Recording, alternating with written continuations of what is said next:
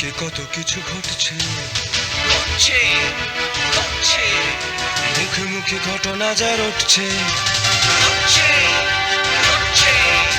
আড়ালে প্রকাশ্যে যা বলছে, তাই নিয়ে ক্যামেরা চলছে, ক্যামেরা চলছে, ক্যামেরা চলছে, ক্যামেরা চলছে। কলকাতায় রবীন্দ্রভারতী ইউনিভার্সিটির মরকতকুঞ্জ প্রাঙ্গণের উদয়শঙ্কর কক্ষে কণ্ঠসঙ্গীত বিভাগের তরফ থেকে আয়োজিত হল সঙ্গীতাচার্য অমিয়রঞ্জন বন্দ্যোপাধ্যায়ের শতবর্ষ উদযাপন এবং সংবর্ধনা জ্ঞাপন অনুষ্ঠান। রবীন্দ্রভারতী বিশ্ববিদ্যালয়ের কণ্ঠসঙ্গীত বিভাগের পক্ষ থেকে তাঁকে সম্মাননা জ্ঞাপন করে তাদের সেন্টেনারি কক্ষটি তাঁর নামে উৎসর্গ করার প্রস্তাব গ্রহণ করা হল। Professor Amiyaranjan Bandyopadhyay centenary room.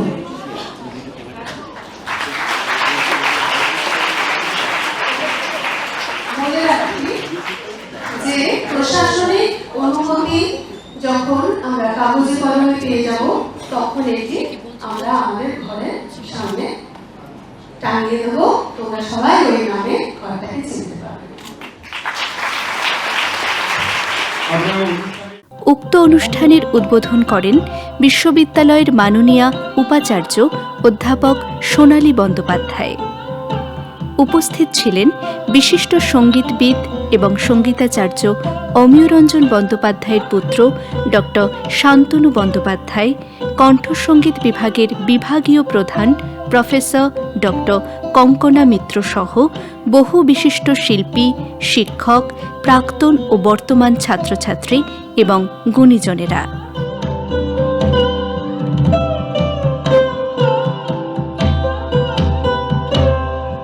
আমি কতটা দম নিতে পারছি সেটা বড় কথা, আমি কতটা দম সুন্দরভাবে ছাড়তে পারছি। দম সুন্দরভাবে ছাড়া মানে সেটাকে বলে ব্রিথ ম্যানেজমেন্ট। আমি কতটুকুই এয়ার প্রেশার দেব যাতে আমার সুরটা সঠিকভাবে তৈরি হয়, ভোকাল কর্ড সঠিকভাবে কাঁপে, সঠিকভাবে আওয়াজটা বেরোয়। আমি যদি হাওয়াটা ফর নাথিং বেশি ছেড়ে দিই তাহলে আমার দম থাকবে না। তাহলে দম নিয়ে আর নয়, দম ছাড়ার ব্রিথ ম্যানেজমেন্ট আমাদের শিখতে হবে। কখনো ভেবেছ এই যে স্বরটা যে বেরোচ্ছে, স্বরের ওঠা পড়াটা কি করে হচ্ছে? সারে গামা পাদানি ধানি দামা আমাদের উঠছি নামছি, ওটা কে করছে? আমাদের ভোকাল কর্ডের কোনো ক্ষমতাই নেই, ভোকাল কর্ড শুধু বাজে। তানপুরার তার দেখেছো? তানপুরার তারকে যেভাবে বাজানো হয় সেভাবে তানপুরার তারের মতো ভোকাল কর্ড বাজে। তাকে বাজায় কে? বাজায় ভোকাল কর্ড। হ্যাঁ, সে তো আছেই, কিন্তু এখানে যন্ত্রণা লাংসের হাওয়া, লাংস থেকে হাওয়াটা যখন ভাইব্রেট করে। আমাদের ভোকাল কর্ডটা কিন্তু কিরকম ভাবে থাকে জানো তো? ভোকাল কর্ডটা এরকম ভি এর মতো থাকে, এই যে ভি, কাছাকাছি থাকে না। যখন আমরা গান করি বা কথা বলি কাছাকাছি চলে আসি, তখন এটা ভাইব্রেট হয়। এই যে ভাইব্রেশন, তার মানে দেখো ঈশ্বর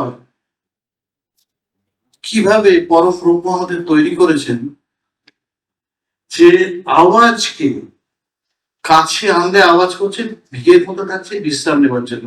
কারণ এখান থেকে একটা বিরাট বড় জিনিস প্রমাণ হয়ে যাচ্ছে। কি বলতো? যে কাছাকাছি যদি ভোকাল কর্ড থাকতো আর হাওয়া যদি পাস করতো, ভোকাল কর্ডের ক্ষতি হতো। এবং এই ক্ষতি হতো বলে ভিড়ের মতো করে রেখে দিয়েছে, যখন কাজ করবো তখন কাছে আনবে। তাহলে হাওয়া যদি ভোকাল কর্ডের ক্ষতির কারণ হয় তাহলে আমি জোর দিয়ে গাইবো কেন? তাই না? আমরা গান করতে গেলে জোর দেবো কেন? এখান থেকে প্রমাণ হচ্ছে আমাদের ব্রেন ভোকাল কর্ডকে নানাভাবে প্রোটেক্ট করার চেষ্টা করে। এই যে ভিড়ের মতো রাখছে, যদি বেশি জোরে গাও তখন দেখবে গলাটা ধরে গেছে, এরকম করি না? তারপরে গলাকে ব্রেন স্যালাইভা গ্ল্যান্ডকে অর্ডার দিচ্ছে, স্যালাইভা পাঠাও, চোট খাচ্ছে গলা। অতএব আমরা জোরে গাইবো না, স্বাভাবিক গলায় গাইবো। মাইক্রোফোন আছে, আমি কেন জোর করবো? আগেকার থেকে জোর করতে হবে, এত বড় হলে গাইছে জোর করে গাইতে হবে, আজকে তো দরকার নেই।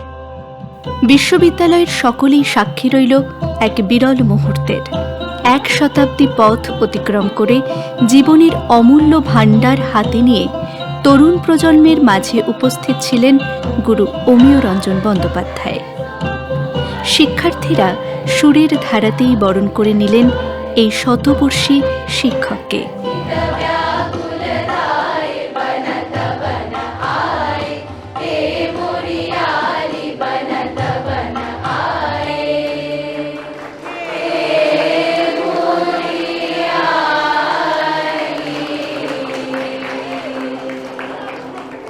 সহযোগী শিক্ষক জয়ন্ত রায় তার বক্তব্যের মধ্য দিয়ে এই মহান শিল্পীকে জানালেন বিশেষ সম্মান। আমাদের বিশ্বাবিষ্ট মনে প্রশ্ন করে, তুমি কেমন করে গান করো হে গুণী? হে শতবর্ষী তপস্বী ঋষিবর, তোমার কাছে বর মাগি, মরণ হতে যেন জাগি গানের সুরে। কালের যাত্রাপথের আনন্দ গানে, সহস্র কণ্ঠের অভিবাদনে আপনি এসে ধন্য করেছেন আমাদের। অধ্যাপক রীতা সাহা ধন্যবাদ জ্ঞাপন ভাষণে জানালেন, ওনাকে পেয়েছি এবং ওনার এই বয়সে শতবর্ষ উত্তীর্ণ করার পরও উনি আজকে আমাদের যে গান শোনালেন, আমাদের এটা মানে ভাবনারও অতীত। আমরা কল্পনাই করতে পারি না আমরা কখনো ওইরকম জায়গায় পৌঁছতে পারবো। মানে এটা যে আমাদের জন্য কতটা প্রেরণা সেটা বলে বোঝানোর নয়। ধন্যবাদ আমাদের পরম শিক্ষক অমিয় রঞ্জন বন্দ্যোপাধ্যায়কে। ওনাকে আমাদের পক্ষ থেকে শ্রদ্ধা, নমস্কার, প্রণাম। Dean of faculty of fine arts professor doctor Kankana Mitra বললেন, তো আমরা বিভাগ থেকে ভেবেইছিলাম, মানে সব আলোচনার মাধ্যমে একটা এই সিদ্ধান্তে আসি যে আমাদের যে স্যার, সকলের শিক্ষক প্রফেসর অমিয় রঞ্জন বন্দ্যোপাধ্যায় মহাশয়, তার 100তম বর্ষ চলছে। শুধু তাই নয়, তিনি 100তম বর্ষে আমাদের মধ্যে আছেন। এই রকম সৌভাগ্য আমাদের যে আমরা তার মতো একজন মানুষের সান্নিধ্য পেতে পারি। তো আমাদের তো সবারই শিক্ষক ছিলেন তিনি। আমরা ঠিক করলাম এই শিক্ষক মহাশয়কে আরেকবার আমাদের বিভাগে আনা যাক, কিন্তু তিনি কি আসতে রাজি হবেন? ভাবতে অবাক লাগে, তিনি কিন্তু এক কথায় রাজি হয়েছেন। আর আজকে সেই দিনটা, সকাল থেকে অনেক রকম অনুষ্ঠান হলো আজকের দিনে, আর সবচেয়ে বড় পাওনা হলো স্যার শুধু এসেছেন তাই নয়, স্যারের যারা পুরনো ছাত্রছাত্রী, যারা এই বিভাগে শিক্ষকতা করেছেন, যারা আমাদেরও শিক্ষক শিক্ষিকা ছিলেন এবং কোথাও কোথাও গিয়ে আমাদের সহকর্মীও হয়েছিলেন। বলতে আমার একটু অন্যরকমই লাগছে যে তারা তো আর সহকর্মী হতে পারেন না, তারা আমাদের জায়গাটা একটু একটু করে ছেড়ে দিয়েছেন, তাই আমরা এই জায়গায় এসেছি। তো ওইখানে তাদেরকে আমি ডেকেছিলাম। তারা যে কি আনন্দ পেয়েছেন, আবার নতুন করে বিভাগে এসেছেন, তাদের যে শিক্ষক তিনি ছিলেন অমিয়বাবু, হ্যাঁ, তার সান্নিধ্য পেয়েছেন, মানে আজ একটা মিলন মেলা হলো। তো এটা আমার মনে হয়েছে যে ছাত্রছাত্রী যারা এখনকার প্রজন্ম, তারা জানুক, তারা দেখুক কি করে ভারতীয় সঙ্গীতের পরম্পরা এগিয়ে চলে। চিরকাল তো আমরাও থাকবো না, তারা দেখুক কিভাবে শ্রদ্ধা জানাতে হয়, শ্রদ্ধাবনত হতে হয় শিক্ষক শিক্ষিকাদের কাছে। সঙ্গীতাচার্য অমিয় রঞ্জন বন্দ্যোপাধ্যায় শোনালেন গান এবং বললেন,